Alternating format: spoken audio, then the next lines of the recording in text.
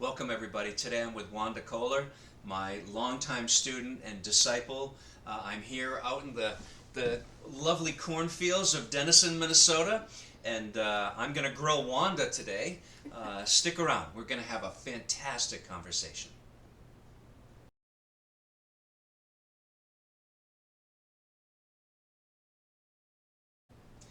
Welcome everybody to another installment of the Inspired Teachers podcast. I'm here today in Denison, Minnesota with my longtime student and disciple, Wanda Koehler. Wanda has been studying with me for a long time. We're down here on this, it's just an absolute beautiful day, southern Minnesota, east of Northfield, out in the cornfields. It's just gorgeous. I'd like to welcome you all, and Wanda, welcome to the podcast. Well, thank you, Sifu. Thank you for coming to my home. Welcome here. Welcome, everybody. Yeah, you can see everywhere around Wanda's house is all kinds of Taiji stuff, and I love Taiji, and it's just really beautiful. And I just know that if Master Leong was here, he would just feel really happy and really at home because as he was enthusiastic about Taiji, I know how enthusiastic you are, and I think the audience is going to get just a hint of how much you love Taiji. So just to kind of get it started, how did we meet? How did we get into each other's lives? Well, partly by proxy, but when I first met you, it was probably 2004 at one of the demonstrations, Chinese New Year demonstrations at St. Paul. Yeah. So, and I'd been leading up to that. I'd been in the classes down here and stuff like that, and I mean, I was in awe when I went up there, and if I wouldn't live so far away, I was trying to figure out a way of how I could go up there and take classes, but schedule didn't work. It was an hour and 15-minute drive on a good day, and the location, so it was all that. But yeah, I was just always enamored with that, with that Chinese New Year demonstration every year. Well, now, but you had been doing Taiji for quite a while, hadn't you? I had actually. My very first introduction to Tai Chi was there was a community ed class advertised in Red Wing, and I was in another art at that point in time, and I thought I would like to check that out.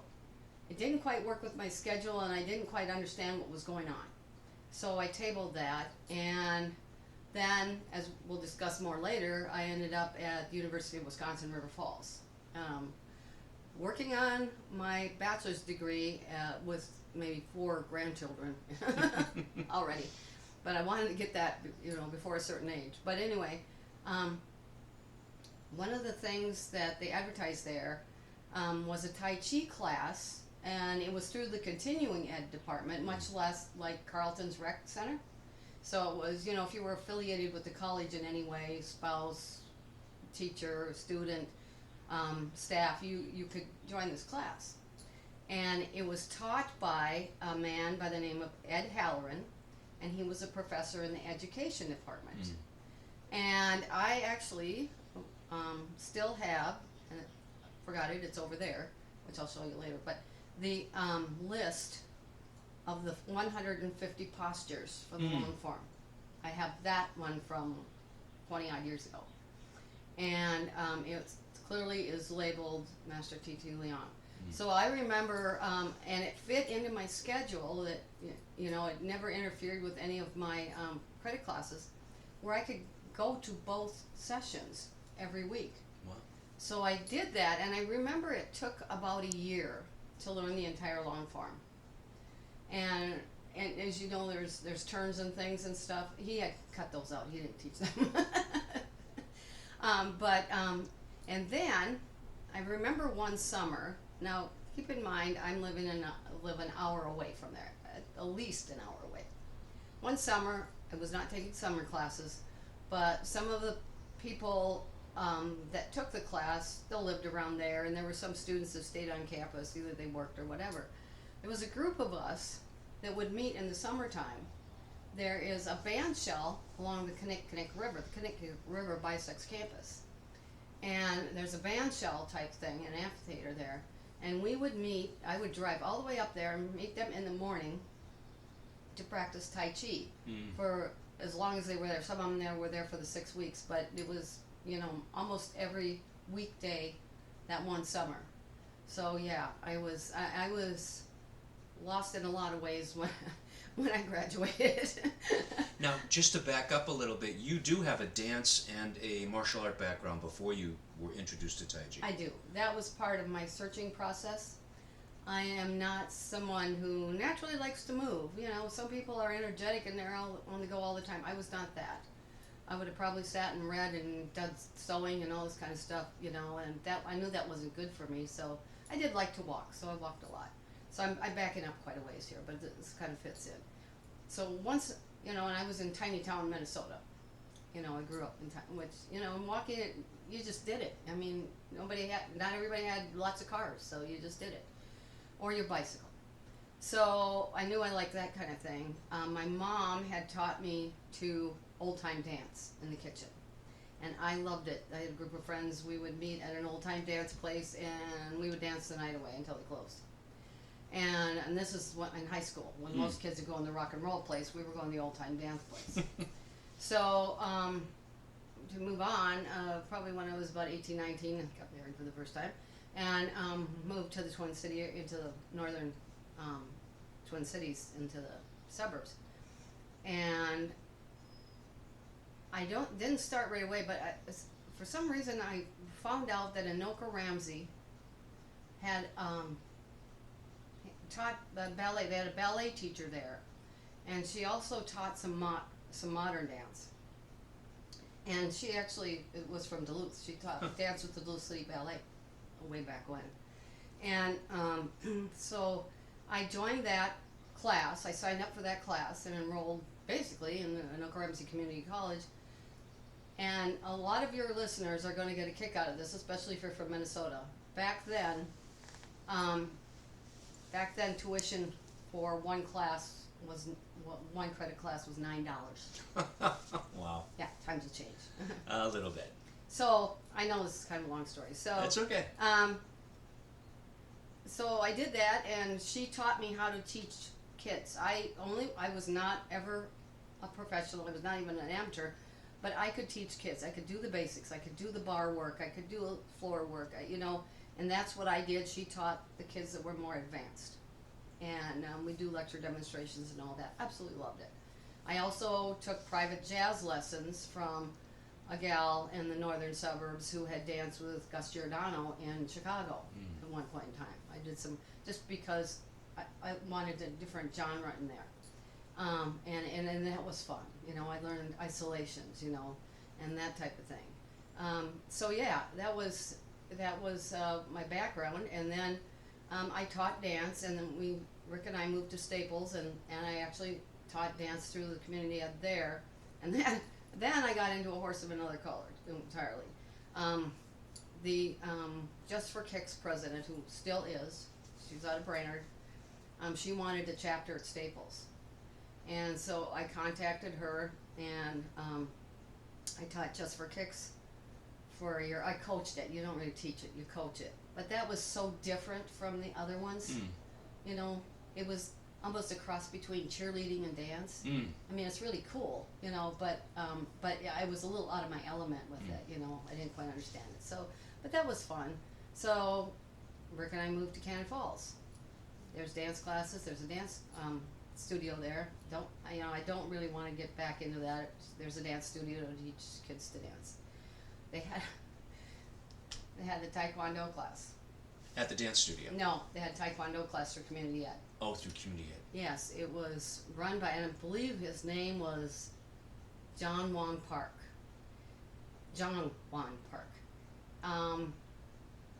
He had set up community ed classes in Cannon Falls, Red Wing, Rochester, a couple in Wisconsin, and he grew up in Korea, and I got a feeling because his style was Chengmu Kwan. It was Chengmu Kwan, one of the 5 Kwans, original Kwans, and I wouldn't be surprised. I never knew this because I didn't know that much about it, but I would not be surprised if he wasn't taught by the founder, Nam Suk Lee, of the Chengmu Kwan. But he was very funny with his broken accent, as you can imagine. You're fighting now. You need Will Lyman. and, and if you laugh, he'd say, "This is serious, don't laugh," and then he'd smile. He was just a great guy. But I did that, and that probably was why I needed joint replacements, because I worked really hard at those things. Yeah. You know, I worked really hard at them. I can't even tell you how many times I do round kicks against the cement wall in the school. Oh, but yeah. So that was you know. But here's the thing I got out of this. I wasn't so much into. I mean, I like to kick because at that point in time I had really good extension. I bet. And so with all the dance. Yeah, I could shoulder my leg when I was, put the knee up right to the shoulder when I was teaching ballet and doing ballet all the time. And I was naturally a little flexible anyway. So my kicks were fun and all this kind of stuff. But what I really liked was the forms. Mm. They were short. To me, they were a dance. Mm. Even though it wasn't to music. Yep. It was something, a specific set of movements that you did, and that was the most fun thing I had about that. So, but somewhere in there is when I went to that one community ed Tai Chi class. So it resonated with me. So then, fast forward to River Falls, and then I was, cut loose. Where am I going to continue to learn this and practice it? Well, it just so happened, I read the Cannon Falls Beacon. This is 2001, so remember we had just had this tragedy, all these. 2001, community ad, little ad, it's Bill Crump, teaching classes for young style Tai Chi. Mm. Yes! So I went to his classes. He taught in the park in the summertime and to community ed. He started me on sword, and then he and his wife, Jeanette also helped with the class. And then they decided to move, and now what? And he said, well, I recommend that you, and of course Annabelle Culver was in that class too. And he says, why don't you try the Northfield class? Michael Pila is teaching the Northfield class, and he is way better at sword than I am. Mm. He says, I think you're gonna love it, and you know the rest. And I can't even tell you that when you opened the studio in Minneapolis, and of course I was here. It was such an easy drive for me. I thought, I absolutely, loved it. I just, it was the same distance from here to where the academy was as from the farm in Wanamigo to River Falls. So it was an hour. So it's like, oh, yes. You were used to that. I was used to that. So, but yeah. So you started at Carleton in, I think in 2013, something like that, 10 years ago? It was on and off because I was there in '94, and I had a few different incarnations because I taught through the rec center, the art guild, Northfield Arts Guild, and then there was some private classes, and then the Carleton Rec Center, and now the Carleton, the school itself. Yeah, I was kind of meaning when I started. Yeah, do you remember what was it at the old high school?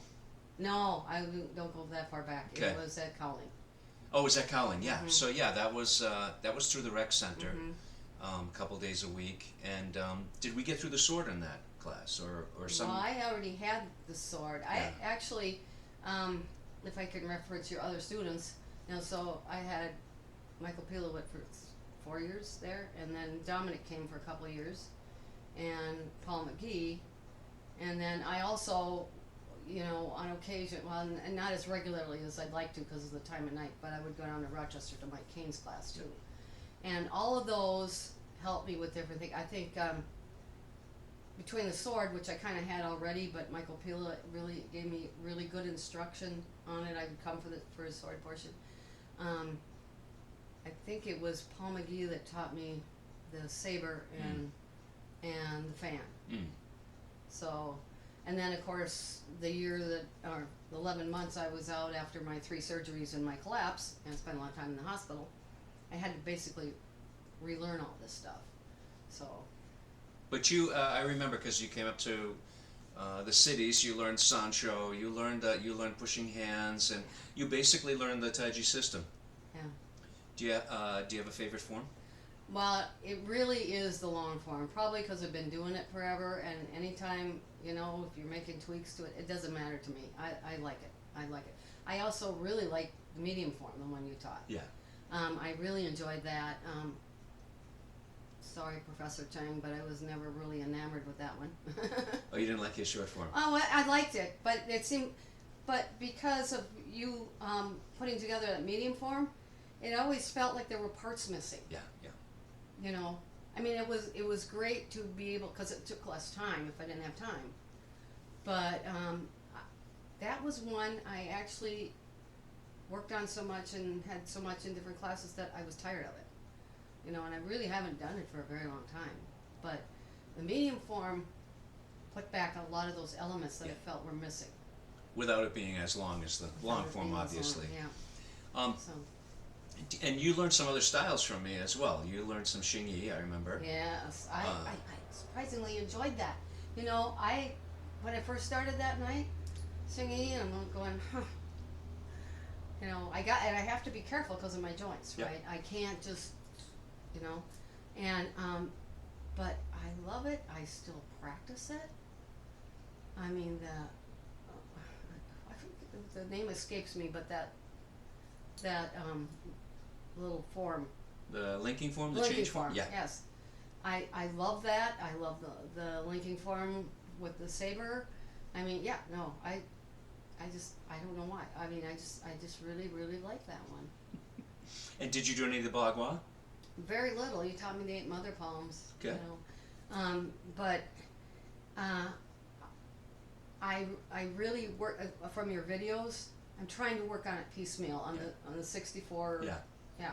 I mean, I'm only on 2. So it because of time and energy and everything, it takes me a while. But see that one, and I would like to learn Swimming Dragon because they really look like dance to me. Uh-huh.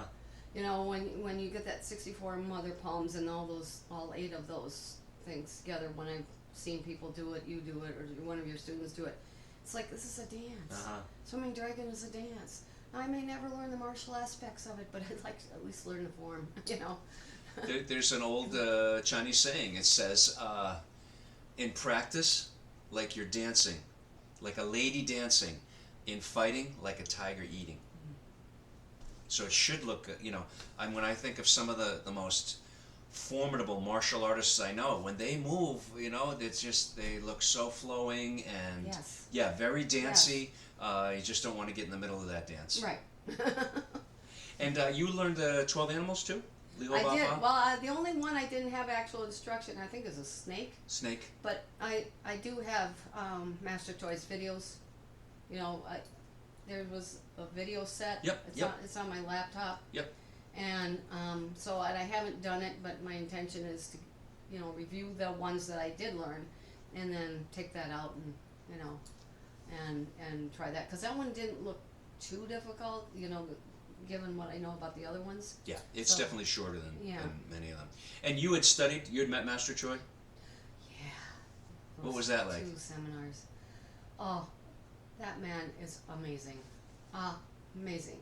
I mean, another thing, I'm babbling on here, but boy, when I get around somebody that is just like so amazing, it's like, what do I say? I don't want to be stupid, I mean, I remember asking you if it was okay if I went up and had him sign my book. And when you had us to lunch that 2 days, that one time, that one weekend, I mean, I'm listening to everybody that you had there at the place, and listening to him give answers, but I was like tongue-tied. I'm just absorbing, because Did you come to my house for the women's lunch? Did you do that? Well, you had us to lunch there 2 days. One of them, guys were there. I remember. And wasn't there one that was just women I at my think so. apartment? Yeah, I think so. Yeah. And the reason I did that is because when Master Choi would come for a seminar, the men would swamp him.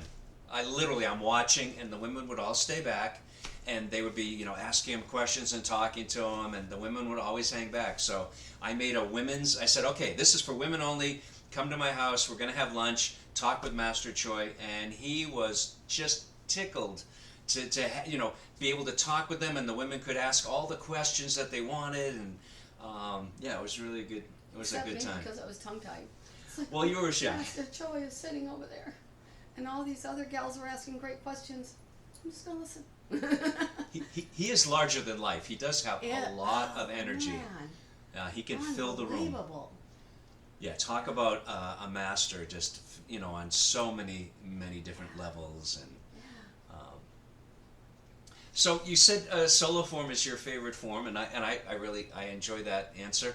So I'll ask you a more pointed question, Okay. pun intended. What's your favorite weapon form? Oh, hands down, the sword. Sword. Mm-hmm. Yeah. Well, I actually like them all. Spear. The spear. I do the solo spear for strength, because when you're casting that spear straight out, it works the abs and it works the upper arm muscles, which I need. And so I do it carefully, but that's my aim with that. But I liked all the.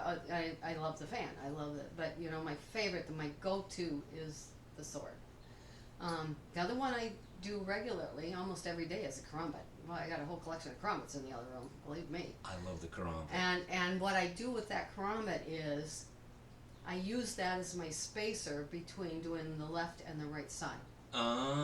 Because oh boy, I was very frustrated with myself one day. I'm out there in my practice space outside there practicing, and I came in here and I'm grumbling all over. What's wrong? I said, I started that form 3 or 4 times, and I said I kept getting mixed up in the same spot. So I had to walk away. But I also find myself that if I don't have this spacer, no matter which form it is, if I go from right to left side, all of a sudden I somehow have managed to get on the other side. Yeah. And so it kind of resets my brain to do the opposite side. So, yeah, I do that, especially with forms. With the weapons, that's not necessary. With the saber and the Yeah, because you got it in the hand. It's pretty obvious what side you're on. But you're right. The hand form, it can be it can be confusing. That's actually a really good sign though when you don't know which side you're on, because it means the boundaries are being broken. And Master Liang always encouraged us to do right and left, and sometimes in class we'd do left, but if we could do left, he always really applauded that. He really encouraged it to balance out. If you're an Olympic or you're a Major League Baseball player, you're not going to throw left to balance out. You're going to make sure that your good side's your good side. But for health, we really do need to balance it out. And I can proudly say, probably a little bragging here, Go ahead. but I taught myself left sides of everything. Excellent. I don't think anybody, until now with you doing the left side on the long form as a regular thing, I don't think I had anybody else, and I think you even told me a long time ago that the best way to learn is to learn on your own. So I do that, whether it was any of the weapons or any of the hand forms. I mean, I would, and sometimes once I knew that was a thing, if there's something new coming along, I automatically do the other side, start practicing the other side of whatever that posture is, so that I can incorporate it in. So that's just kind of immediate now, instead of waiting and learning the whole thing and then trying to figure it out later. So yeah, one way is you learn the right side from the teacher, and you learn the left side from the right side. And then doing that, it really solidifies the right side. One thing, Simu Diane Cannon at Mingdao Taiji, shout out to Diane. One thing she does when she teaches is has the students do right side weapons, left side weapons. I mean, when I go there, it's impressive. They can do anything, right or left, any weapons, any of the forms. It's really, it's incredible. So, again, Master Liang's smiling down upon us all. well, one of the things Renee and I used to do, and we did this with the sword, and we did this with I don't know if we did this with the medium form or not, but I would do the left side, she would do the right side, and we'd face each other. And that was fun. Yeah. So. Wow. So Wanda, would you talk a little bit about your daily practice? Mm-hmm. What do you like to do when you have time? When you don't have time? What's your daily Tai Chi routine like? Oh, this first part is I actually did it this morning before you came. I have to almost do, not almost, I have to do a sitting meditation. Mm. Um, when I wake up, I'm usually still a little tired. All of a sudden, my brain is firing on all cylinders. I got this thing and going that way and that way and that way and that way. And until I go in to my other room over there, light my candles, bow at the altar, sit down, put my timer on, and I sit there and I do this one and this one, and and um, and do small heavenly circle. That just like resets the brain. Now sometimes the monkeys are still hollering in there, but I'm able to not so much control them, but I get back to concentrating on what I'm doing. But it seems to reset everything. So when I'm done with that part, everything now becomes logical and falls into place. Whereas everything was coming in at the same time. I got to do this. I got to do this. I got to do this. This resets it. So okay, now this is how I'm going to do this today. This, How long do you usually sit for? well, right, I sit for 6 minutes. 6 minutes. Yeah, that's everyday thing. And then you're doing the orbits. I'm doing the orbits, yeah. And the other thing I do right after that is the Tai Chi Qigong. I love the Tai Chi Qigong. Mm. I do that right after that.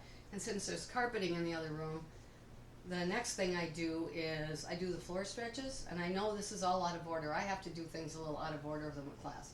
I do the floor stretches, the circles, and and I actually reach down. I used to be really flexible, and I still have a lot of that for my age, so that makes me happy.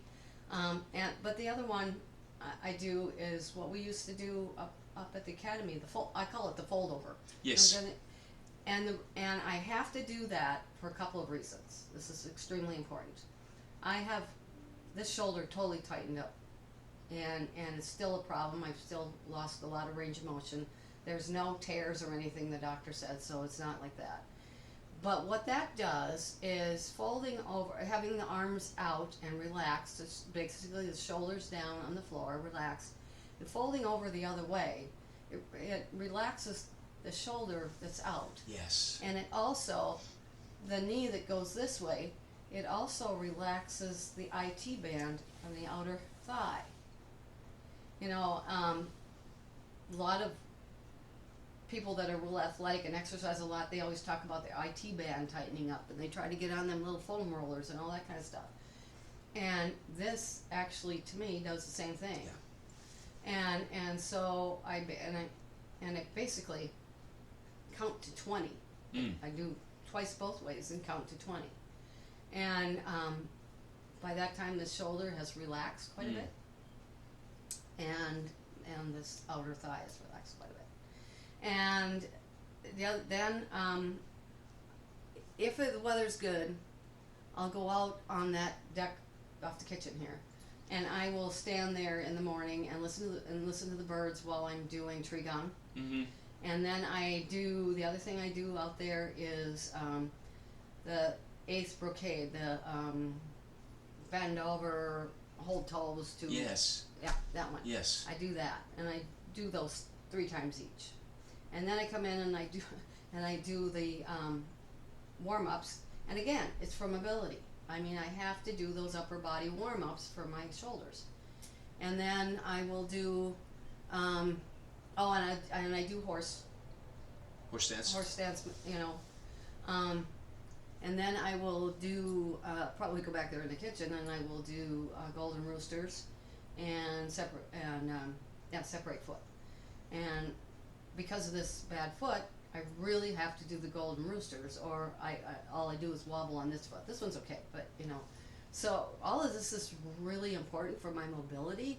Aside from the love of Tai Chi, for my own mobility, it's become crucial. So that's every day. Then at some point later on, and I will today, I go through whatever you're teaching the form, and I'll do the right side. And if it's a day when I'm not too tired or not having anything, I'll be out there doing weapons and, you know, that kind of thing too. So, don't do that every day. The form I try to do every day. And I do it most days and left and right side. But if that's all I have time for, that's all I have time for. Or energy, because I have low energy too a lot. But if I've got more, I will do any weapons out there. I'll just pull something down off the. I saw your weapons rack. Yeah. It was quite impressive. Well, and that doesn't include the ones that are downstairs here. My more valuable ones, like my Chris Cutlery sword and all that, are downstairs here. They're in the house. But yeah, so yeah, that's my practice. I mean, I this is me always feeling bad because I'm not practicing enough. Because way back when, I practiced everything that I knew. Right. And I don't have time for everything I know, and some of it I've forgotten. But yeah, so.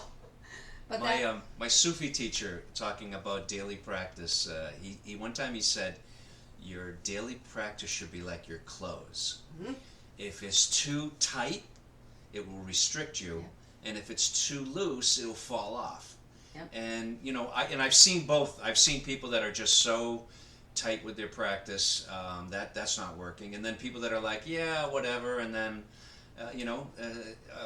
the thing, as we age, you know, the loss is very quick, memory wise, strength wise, and all that, and that's why it's really important to do a little bit every day. But it sounds like you're doing more than a little. Well, I did not want to, and it was actually kind of happening to me at one point because I was so anal about, I need to practice this and I need to practice that. And of course, when I was going up to the academy, anything new there, no matter what class it was, I would come home and practice it. Yeah. Maybe not when I got home at 10:30 at night on Tuesdays. A little late. But I would, but if it's something I needed to absolutely remember, if it was short, I would. I'd be outside or out here just real quick. But what happened was, the thing I did not want Tai Chi to become, and I had to strike that balance, is I didn't want it to become another chore. I didn't want it to be the dishes I had to do, or the laundry I had to do, or the bathroom I had to clean. You know, those things have to be done. I don't want it to have to be done. And so this is why a lot of times I have to get that stuff out of the way, those chores, especially when I don't go very far anymore. And then I can enjoy the Tai Chi when I do it. So. Well, I've told this to some of my my classmates and people I've known for a while. It was a few years ago I fell in love again with practice, because being a full-time professional teacher, you have to practice. Mm-hmm. And I also had to practice a lot of material that at some point in my life I wasn't interested in, Mm-hmm. but the students were interested in. And like right before the pandemic, I had like an awakening, and it was like I fell in love again with just the joy of practice, and I really, everything I practice because I love it. And I know exactly what you mean. I don't practice because I have to, although I have to because, you know, I want to stay flexible and I want to stay healthy, but just the sheer joy. And that was one of the things that the late Paul Gallagher had said. One of the benefits was just the sheer joy and beauty of the movement itself. Yes, absolutely. Yeah. Now, just switching gears a little bit. So at one point, I was teaching the Carlton Rec Tai Chi class, and then some changes came in my life, and I couldn't teach it anymore. And you took that class over for me. So you taught for Tai Chi for a few years. You know, actually on a pretty regular basis. So I know you have dance experience teaching, and I know you have the rec center, teaching experience. One thing I'm asking people, because I'm really interested in, I've always been interested in teaching and learning, and it's like a craft, I'm trying to hone it. And now with like the social media. So my question to you is, what do you think are the pros and cons of teaching and learning on Zoom? Well, Zoom is not that difficult to learn from you on your classes, because I've got so much in-person background as far as being in class in person, as far as those other corrections where I can kind of, okay, how should I be doing this? Because I've had those. It's probably a lot more difficult for learners. There's so many martial arts or Tai Chi teachers that are out there that have videos and have had for years. But if you don't have any in-person instruction at all, or very little, I think that's tougher to actually get it. You'll get the movement, but is the placement right for your benefit? Are you shifting back and forth right? Are you turning your waist? I mean, that teacher on the screen and even you doing it live, you can't tell if somebody's doing that. So that was one of the things that, when you can see a class and see maybe something that everybody's doing that probably should be changed, so that you can go from there. But you can't see that on those little squares. So I think for those of us that have had a lot of in-class learning on something like this, that I think it works for us, and maybe that's the only way to reach some people, because some people just don't have access. I was so blessed to have a teacher like you who had trained other people. But if I was somewhere else, I might not have had that.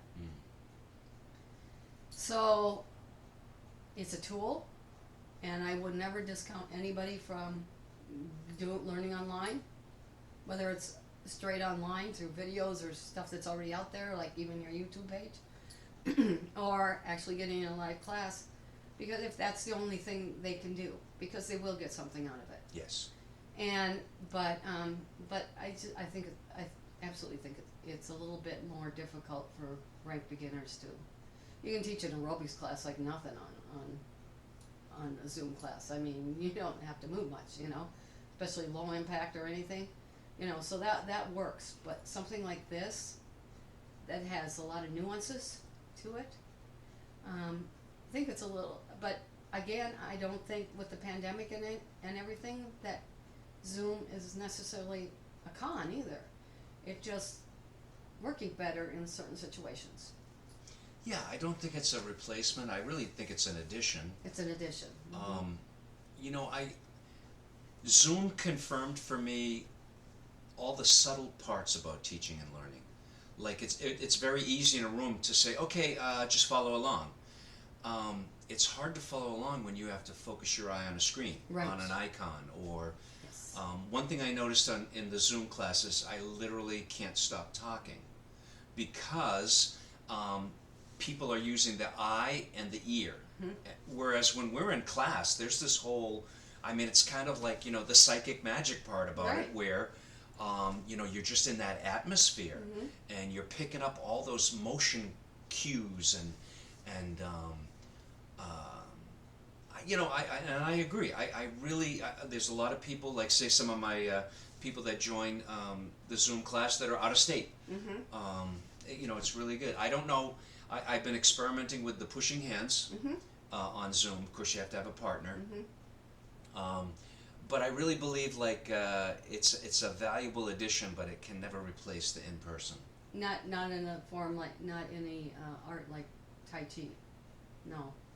I mean, there are a lot of things you can learn online, and you can learn through videos, but it won't. In person is better, but if you can't, you can't. I mean, that's. Master Choi said a Chinese phrase, "Hao Chun Sam Sao."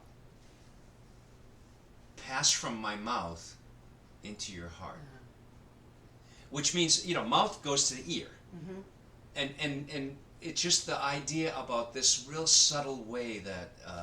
The Young's family called it the oral transmission, because in some places the teachers don't teach by giving you lots of detail, but it's how that art transmits. And I agree with you. Like if you've been into a bunch of in-person classes, you can get a bunch of detail out of Zoom. If I were to teach a Zoom class that were only beginners that never had any in person, I would structure class totally differently. Yeah, I have to say Julie has done a bang up job with that. Yeah. I mean, when I took her classes, she's just amazing. She breaks it down into just, a few postures. Yeah. Yep. So but yeah, if you want to go too far, farther, you want to expand your knowledge. Yeah, it's a little Yeah. tougher. Yeah, I mean, and we'll see what happens with the pandemic now is done, and at the time of this recording, it's been officially declared done, and we'll see as people start coming back. And I did have a lot of people tell me that Tai Chi was a lifesaver, not a physical lifesaver, an emotional lifesaver. With both for me. Just something really to keep connected and well, I'm preaching to the choir. Well, Wanda, I'm taking a sharp turn because we're going to get to the last couple of questions. Okay. There are a couple of doozies, and I am always so pleasantly surprised by people's answers, and I look forward to hearing your answer, and I look forward to the audience hearing the answer as well. So here it is, Wanda. What is your happiest memory? And if you recall, I told you off camera that I had to explain to my husband this one because he's a wonderful man, and He's the best. We've been married for Shout out to Rick. Yeah. How many years? Well, it's 43 and a half. Wow. So, She's counting the half, so that means it's really good. So, I mean, you couldn't get any better than him. And I have two wonderful children. In case you ever watch this, kids, I have 8 original grandchildren, and 2 of them are married, so that brought it up to 10. And I have 4 great grandchildren. Love them all, blessings. But the happiest time of my life was the years I spent at UW River Falls. And I enjoyed. I had gone to Inver Hills to finish transfer credits. So basically a general ed degree. So AAS, or no, it was AS, I don't know what I have. Associated Science or something like that. Anyway, so that transferred to any of the Minnesota state schools and Wisconsin state schools, which has tuition reciprocity with Minnesota. So I went to UWRF. It was probably the best time in my life. I was there for 2.5 years because I changed majors. But I felt like myself. I felt confident, but not cocky. I was relaxed. I learned from the other students, who some of them were not much older than my grandchildren. And I learned from my professors, who were age-wise were peers. We could talk, it was still teacher-student in that regard, but we could also talk like experience-wise. Yeah, like peers talk, when they get, I would take walks along the Kinney. There's a walking trail along the Kinney that bisects the campus. I'd take long walks before I left. All my classes were during the day, and that includes the Tai Chi class. And that, of course, is where I, got really into the Tai Chi. It was so wonderful. And then I also, in my department, I won 3 of the 5 awards. Wow. That are given out every year, and one was a national award. Wow. And I ended up with a really high grade point average, 4.0. Wow. And the other honor I got was I don't know if they still do it, but the University of Wisconsin system. There's 13 campuses, and the Board of Regents has one of their meetings at each one, and they rotate among the 13. So once a year they go to a campus and have their meeting. And I was one of the students chosen by the Chancellor's office to have breakfast with the Board of Regents for University of Wisconsin. I was also on the search and screen committee for finding a new professor, interviewing for a new professor. I was one of the students chosen in that department. So, oh man, I would loved it to gone on for a lot longer. It was such a joy. I felt so good about myself for the first time in my life, probably for the first time ever, because I am one who second guesses everything. my husband will tell you I am my own worst enemy. Because I feel guilty about everything. I second guess everything. I did not there, not once. Wow. I mean, I didn't have to do everything perfectly. Obviously, you know, I came to a test. I missed this. I missed that, and I go, shoot, I knew that, but it didn't bother me, you know. And I just, yeah, that was the best time of my life. That's beautiful. And Rick, my dad had left. It didn't get us in debt because my dad had left me a small inheritance. So that's what I used, and that's what Rick told me to use. He said use that, and he had a good job, and so he took care of all the regular stuff, and I could pay my tuition and whatever else. Yeah, that was the best time of my life, and I graduated 2 months shy of my 50th birthday, and in 2001, June of 2001. So I can see why that would be, you know. yeah. And you know, I ask people happiest memory, and you know, so if somebody's like, well, should I say it was the birth of my children? And if I don't, there's no right or wrong answer. It's just, it's amazing. You know, when I studied with Master Liang in Boston, he taught every day, morning and night, except Wednesday nights. And I never ever thought what was going on. I just didn't go Wednesday nights. And when his wife came from Taiwan, he asked me, can you sit with her Wednesday nights? And I would go to their apartment, and she was learning English, and she'd have like these, it looked like first grade, you know, worksheets, you know, Johnny and Susie and the cat and whatever. And we would do she would learn basic English, and she would teach me basic Chinese. The reason he didn't want her left alone is because he would go to Harvard. He was in his 80s, and he was studying English literature. Like you know, it's just that love of learning. And that's something that martial arts, meditation, spiritual pursuit, it's just, you know, life is limited, knowledge is unlimited. I mean, I totally get that from you. Well, the love of learning is tattooed on my arm. Yeah. Yeah, my sword and Ancora Amparo, and my disciple date. Yes. And then the other side is a design that I had Jim make. So yeah.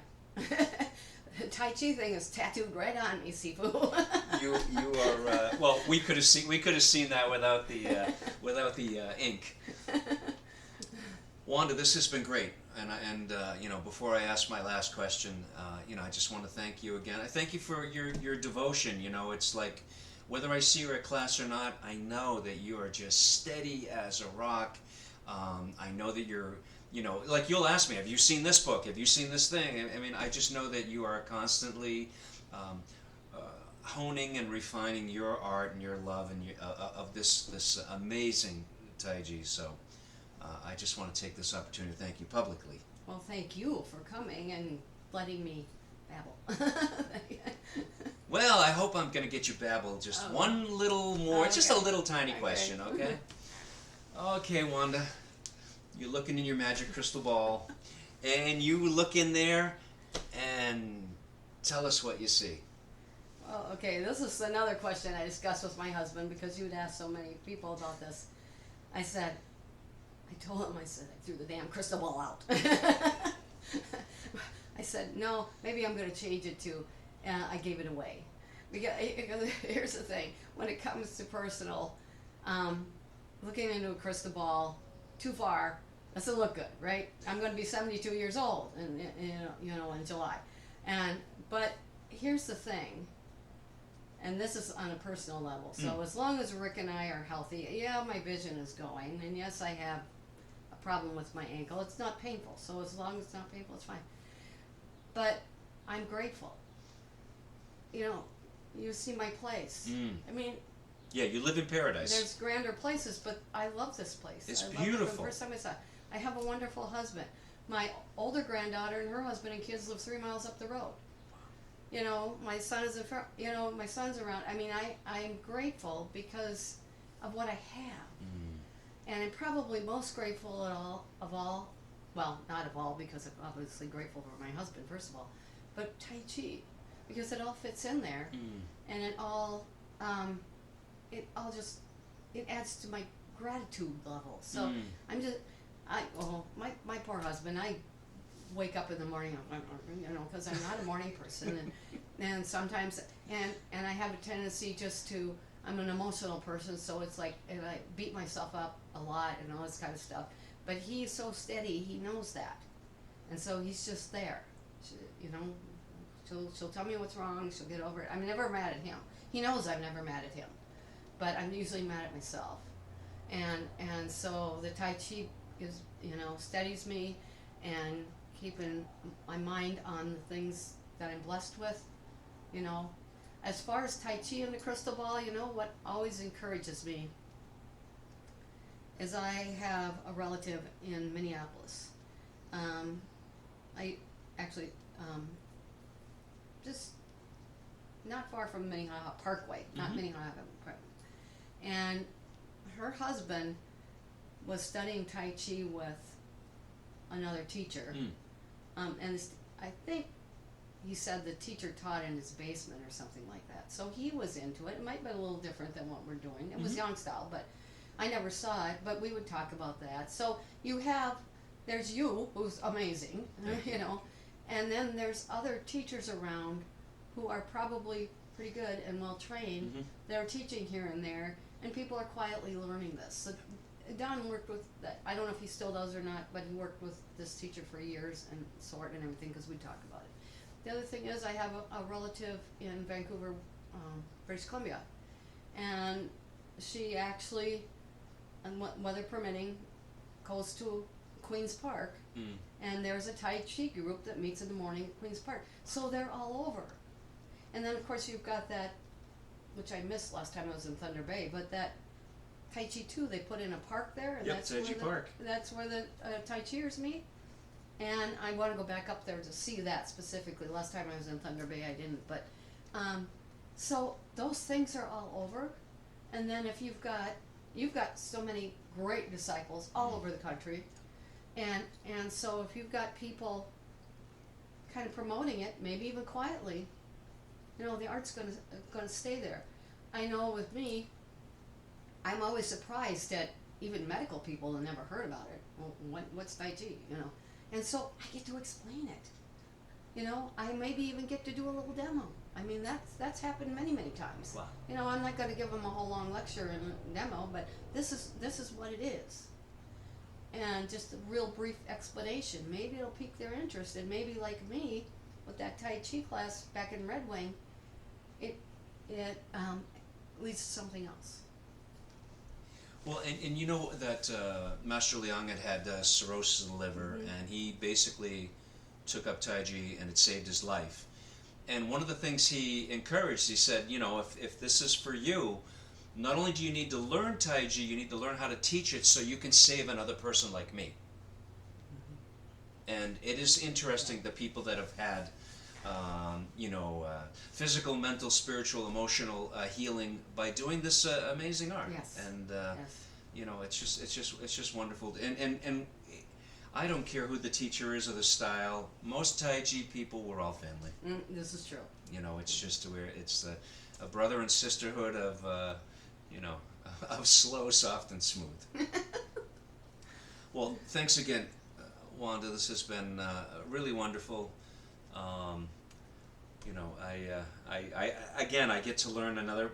I learned a bunch about you, and it's just really wonderful. And I do have to say that your husband Rick, really, he embodies Tai Chi. That's why he doesn't need to practice. He does. He is so centered, and just he's fantastic. So I'm really happy for the both of you. Thank you all. I really appreciate the comments. I can't say enough. I really like doing these interviews. Now that the weather is nice, I've got a bunch of lesson plans, so I will be doing more lessons. But I do have quite a few more interviews that I'll be doing this year, like this one here. And please send me your comments, and subscribe if you haven't, and press the like, and all those wonderful things. And really, this has been a joy for me to share some of these amazing people that are in my life in the Tai Chi world with you. So until then, if you practice Tai Chi, practice nice and slow. And if you don't practice Tai Chi, find yourself a class. You will not be disappointed. Thank you.